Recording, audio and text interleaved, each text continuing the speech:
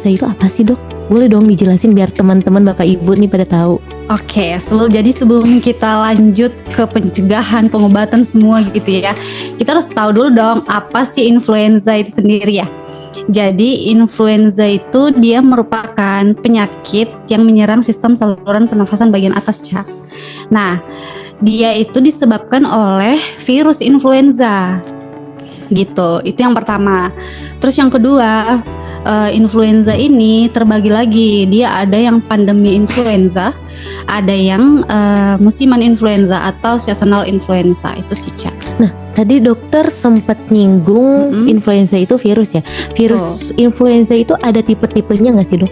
Oh ya, Cak pernah dengar nggak sih yang karyawan di UTPE yang anaknya sempat terkena influenza? Oh iya, yang anaknya ya. Aku sempat dengar tuh dok. Kenapa ya dok itu? Nah, virus tipe apa sih? Nah itu tipe A, Ca. Jadi virus influenza itu ada banyak tipenya. Ada A, B, sama C. Tapi yang paling sering dan paling populer tuh yang tipe A, Ca. Yang H1N1 itu sih. Nah, tadi kan dokter juga sempat nyinggung nih ya, influenza pandemi dan influenza musiman. Nah, mungkin yang musiman itu seperti apa dan pandemi itu seperti apa? Bukankah influenza itu sama aja ya dok? Jadi sebenarnya ya pandemi sama musiman tuh udah beda nama ya. Udah beda nama sih. Sebenarnya sih udah beda nama. Nah, jadi pandemi itu sama kayak COVID kemarin. Kalau COVID itu pandemi kan. Nah, sebenarnya pernah juga tuh sebelumnya terjadi pandemi influenza, Ca.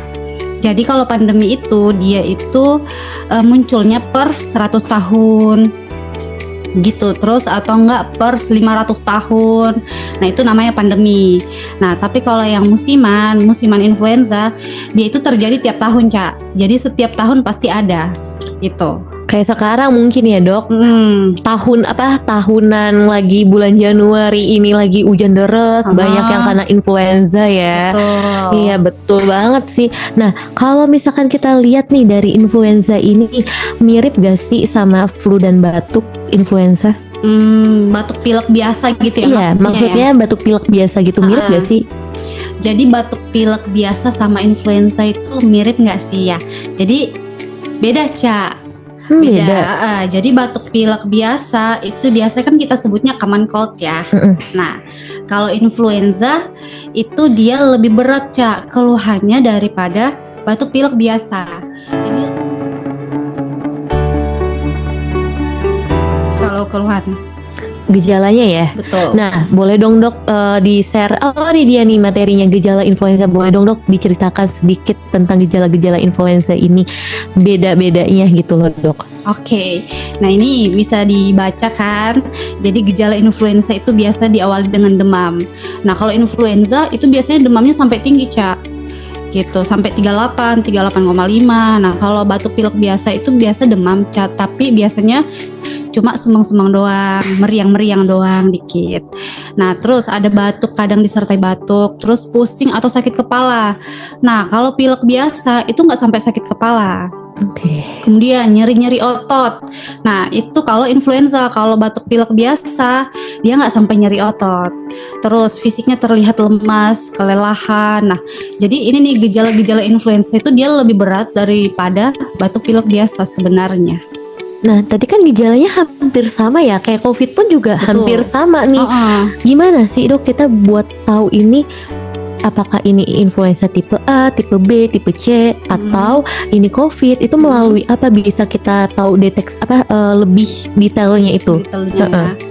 Jadi kan emang gejalanya kan sama nih, Ca, ya. Sama. Kan kita bingung ya, yang mana nih yang batuk pilek biasa, yang mana influenza, yang mana COVID ya kan? Nah, jadi caranya itu yang paling akurat sebenarnya adalah PCR. Oh, PCR ya? Ya, jadi ada juga, Ca, PCR untuk influenza. Jadi biasanya kan sekarang orang-orang tuh taunya PCR itu cuma untuk COVID ya. Betul. Karena kan baru-baru kita melewati COVID ya.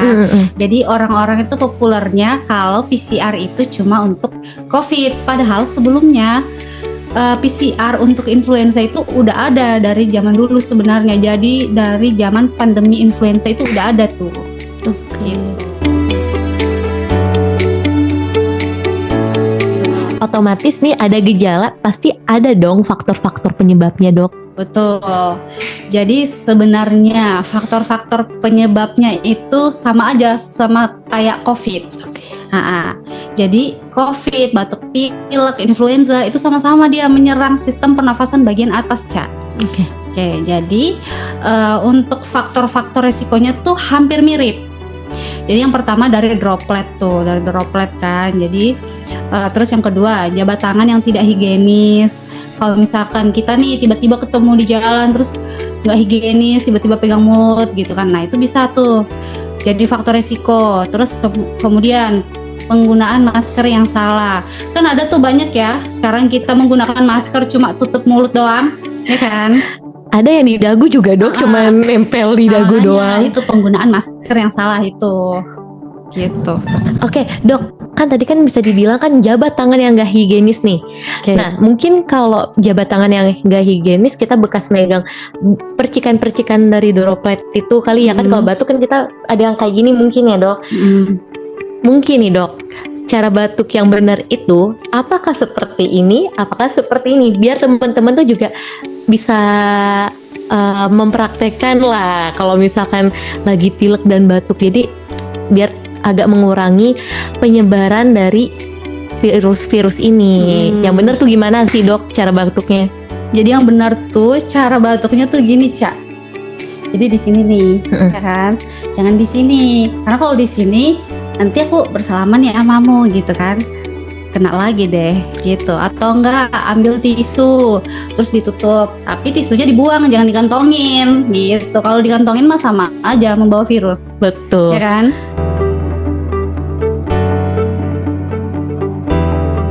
Jadi sebenarnya pencegahan influenza ini sama kayak COVID, Ca. Ya kan? Nah, soalnya mereka sama-sama menyerang sistem pernafasan bagian atas. Betul. Jadi bisa menggunakan masker. Jadi virus dari luar itu bisa tersaring sama masker kita dong, ya kan?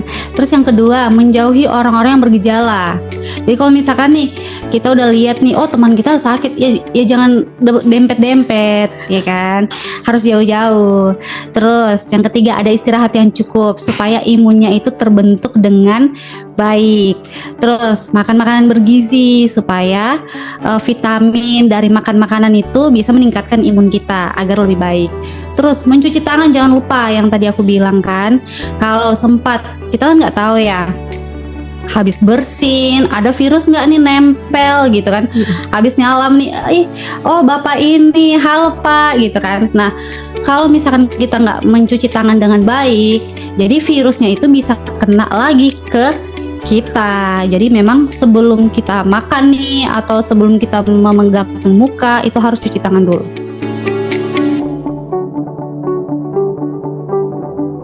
Si Dok, pencegahan yang lebih mungkin lebih inilah benar-benar efektif lah, Dok. Seperti vaksin kayak gitu, pencegahannya ada kan ya, Dok, influenza? Oke, jadi sebenarnya pencegahan yang paling efektif dan paling penting itu vaksin influenza, Ca. Udah vaksin belum? Udah dong, Dok. Aku udah vaksin, sekeluarga aku udah aku vaksinin. Oke, vaksin influenza jangan lupa dia harus diulang per tahun. Betul. Jadi bagusnya, Ca, tiap ulang tahun tuh vaksin influenza. Jadi pas bangun pagi nih, wah tanggal 23 nih aku ulang tahun. Nah pas bangun langsung, oh ingat, oh iya hari ini aku vaksin juga gitu. Itu tanggal 23? Betul. Tahunnya. Tahu ya? Tahu. 23-nya bulannya belum tahu nih. Oh oke. Udah lewat sih. Udah lewat ya. Oke, nah ini kenapa sih, Dok, kalau bisa kita lihat ya di materi ini diberikan tiap tahun. Kenapa harus tiap tahun ya? Jadi kan sebenarnya semua vaksin itu tujuannya untuk mencegah penyakit yang lebih berat ya. Nah, kenapa vaksin influenza ini diberikan setiap tahun? Jadi kalau vaksin COVID kan dia nggak diberikan tiap tahun ya. Jadi dia kalau vaksin COVID itu dia berbeda sama vaksin influenza. Karena kalau vaksin COVID itu dia ulang, di booster gitu kan. Jadi imun untuk melawan si bakteri COVID ini, virus COVID ini, dia supaya diperkuat tuh dengan antibody. Jadi dia diulang-ulang, di booster gitu kan. Nah, kalau vaksin influenza ini dia kenapa diberikan tiap tahun? Karena sebenarnya virus influenza ini dia itu bermutasinya sangat cepat, Cak. Sangat cepat. Jadi dia itu tiap tahun berubah vaksinnya dan berubah virusnya. Jadi tiap tahun itu virusnya berbeda-beda. Tahun 2003 virusnya beda, tahun 2004 virusnya beda, tahun ini virusnya pasti beda.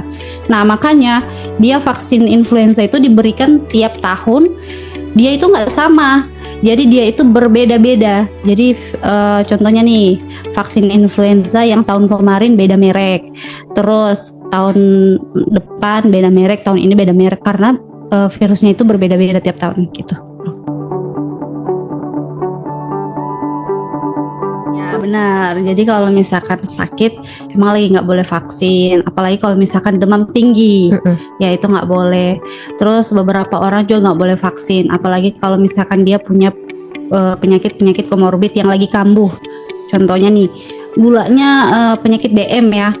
Nah, itu kalau misalkan DM nih pas dia mau vaksin gulanya tiba-tiba ngelonjak naik, itu nggak bisa divaksin. Itu harus dirujuk dulu ke dokter spesialis penyakit dalam. Jadi diturunkan dulu gulanya, setelah stabil baru divaksin gitu. Oke, nah kalau kita lihat nih materi ini ada pengobatan influenza ya, Dok. Betul. Boleh dong, Dok, diceritakan kenapa sih pengobatan influenza ini perlu dan apa aja sih pengobatannya mungkin? Oke, jadi kalau misalkan kita udah terlanjur terkena influenza gitu ya, Cak ya, maksudnya ya, apa yang harus kita buat? Oke, yang pertama kita harus isolasi dulu sih sebenarnya. Jadi kita isolasi 5-7 hari dulu supaya orang-orang di sekitar kita itu dia nggak terkena sama virus influenza yang kita bawa. Oke, terus yang kedua, istirahat yang cukup supaya imun kita itu terbentuk dengan baik. Terus tutup mulut dan hidung saat batuk dan bersin agar kita tidak mencemarkan ke orang lain virus-virus kita itu. Terus yang ketiga, makan makanan bergizi, mencuci tangan, Cak, jangan lupa. Terus mengkonsumsi obat-obat simptomatik. Contohnya nih, kalau misalkan dia udah sampai demam gitu kan, badan pegel-pegel, pilek, itu kan ada tuh obatnya. Jadi sesuai keluhannya aja, sesuai simptomatik aja. Oke, Dok, kan ini kan kalau kita lihat pengobatan influenza ya. Tapi bisa nggak sih, Dok, kalau misalkan influenza itu nggak kita obatin, bisa nggak sih sembuh dengan sendirinya? Iya. Oke.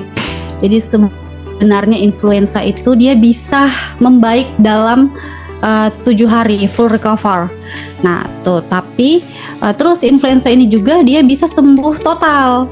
Tapi jangan lupa, Ca, ada beberapa kelompok orang yang memiliki faktor resiko yang tinggi untuk terkena influenza yang sangat berat gitu. Nah, orang-orang ini kalau misalkan terkena virus influenza dan lagi jadi dia dalam kelompok orang yang memiliki faktor resiko yang tinggi, dia bisa terkena atau bisa berkomplikasi nih, Cak. Jadi penyakit menginfeksi saluran pernafasan bagian bawah gitu. Jadi kan influenza ini awalnya dia menyerang sistem pernafasan bagian atas ya. Nah, tapi kalau misalkan orang-orang yang memiliki faktor resiko yang tinggi untuk terkena influenza yang lebih berat, dia bisa menyerang sistem pernafasan bagian bawah, Cak, atau bisa terkena pneumonia. Nah, gitu. Jadi terjadi infeksi paru bagian bawah akibat infeksi sekunder gitu. Oh gitu. Jadi, Dok, dari kelompok-kelompok orang tertentu ya, berarti yang benar-benar punya mungkin entah komorbid apa segala macam. Nah, boleh dong, Dok, dijelasin ke teman-teman nih, kelompok-kelompok tertentu yang punya resiko tinggi itu apa aja sih? Kok sehingga kalau misalkan kita diemin bisa sampai kena pneumonia gitu? Oke. Jadi orang-orang yang berkelompok tadi yang saya bilang gitu ya. Iya, betul. Gitu. Oke, yang pertama itu bisa lansia. Jadi lansia, semua orang yang berumur 60 tahun ke atas itu memiliki faktor resiko yang sangat tinggi terkena influenza yang lebih berat. Terus yang kedua, ibu hamil. Yang ketiga, pasien-pasien dengan penyakit komorbid. Penyakit komorbid itu maksudnya sakit ginjal, jantung, kanker, gula. Nah, itu semua. Terus yang keempat, ya tetap nakes. Iya gitu. sih, kita Iya. resiko banget ya dok. Tapi dok, kita bahas tadi sedikit pneumonia, mungkin di luar konteks dari influenza.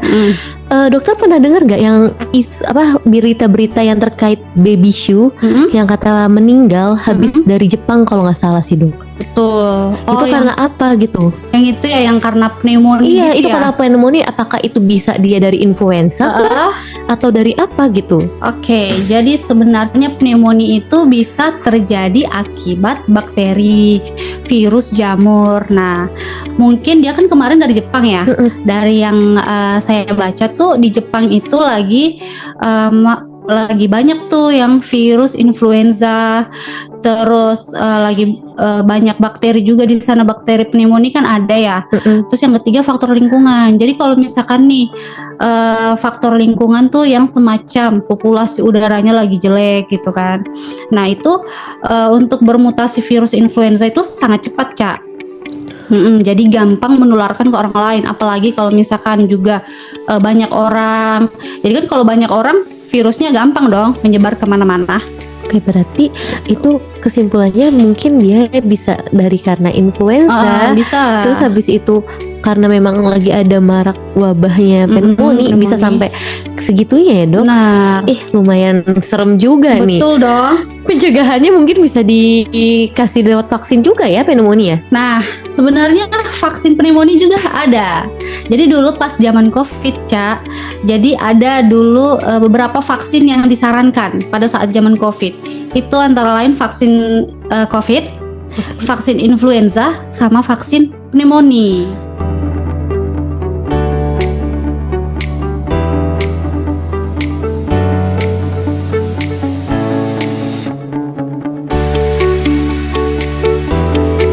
Oke, jadi yang kasus Barbie yang tadi itu ya, dari influenza ke pneumonia bisa. Jadi kan yang tadi saya bilang ya, jadi kalau misalkan COVID, influenza, sama batuk pilek biasa itu kan dia menyerang sistem pernafasan bagian atas ya. Nah, kalau misalkan kita memiliki faktor resiko yang tinggi untuk terkena influenza yang sangat berat, yang tadi saya bilang, jadi ada kelompok-kelompok orang tertentu tuh. Contohnya yang memiliki penyakit komorbid. Terus yang kedua ibu hamil, yang ketiga nakes gitu kan. Terus yang keempat itu lansia. Nah, mungkin yang Barbie HSU ini, Cak, dia masih muda ya? Kayak udah 40 kok dok, dia udah agak lumayan berumur sih dok, 40-an. Berumur ya. Tapi kan lansia tetap umur 60 tahun ke atas ya. Nah, itu tuh mungkin karena dia lagi jalan-jalan kecapean, istirahatnya nggak cukup, jadi imunnya menurun. Jadi yang tadi saya bilang, jadi kalau misalkan dia memiliki faktor resiko atau imunnya lagi turun, bisa dari menyerang infeksi saluran pernafasan atas, bisa turun tuh ke infeksi bagian saluran pernafasan bagian bawah kalau tidak diobati dengan baik gitu. Makanya bisa terjadi pneumonia. Nah, makanya sebenarnya sebelum kita pergi ke luar negeri tuh bagusnya kita vaksin pneumonia dulu sama vaksin influenza agar tidak terjadi komplikasi penyakit gitu.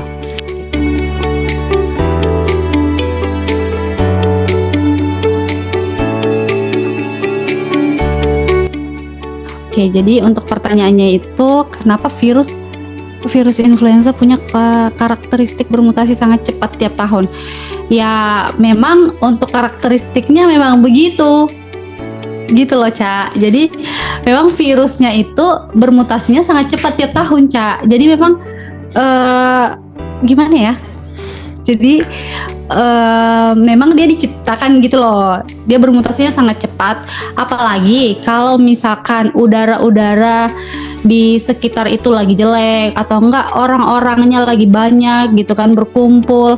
Jadi kalau misalkan kita bersin nih, terus ada banyak orang kan kita di sini. Nah, kalau misalkan kita bersin menyebarkan ke orang-orang, jadi itu dia bermutasinya sangat cepat. Dia sebenarnya lebih cepat dari COVID sebenarnya, Cak.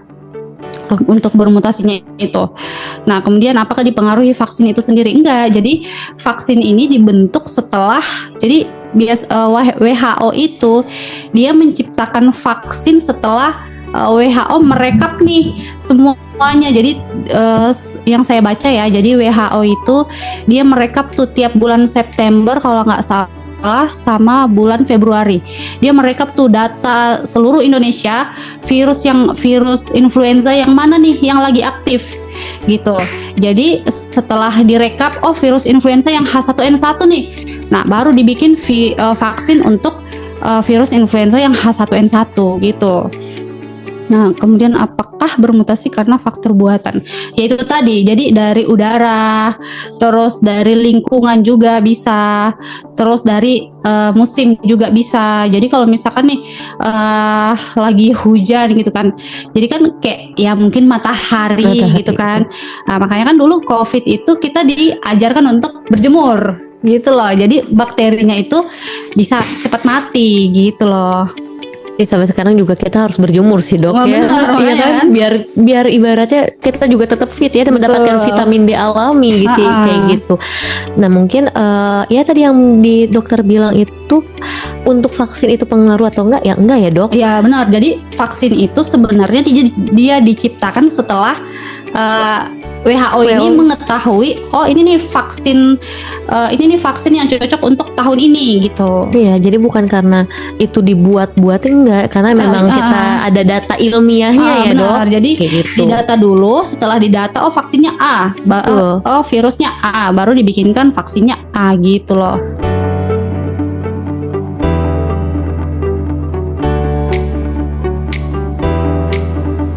Oke. Sebenarnya berbeda ya. Jadi asma itu dia menyerang paru-paru, tapi faktornya itu beda. Kalau asma itu lebih ke alergi. Kalau pneumonia yang tadi saya bilang dia lebih ke infeksi bakteri, jamur sama virus. Nah kalau asma dia nggak akan kambuh kalau misalkan pasiennya nggak terkena sama alergi. Contohnya nih pasiennya alergi dingin. Nah, asmanya akan kambuh kalau misalkan dia terpapar alerginya. Kalau nggak terpapar alergi, asmanya nggak akan kambuh. Nah, kalau pneumonia itu kan dia dari bakteri, virus sama jamur ya.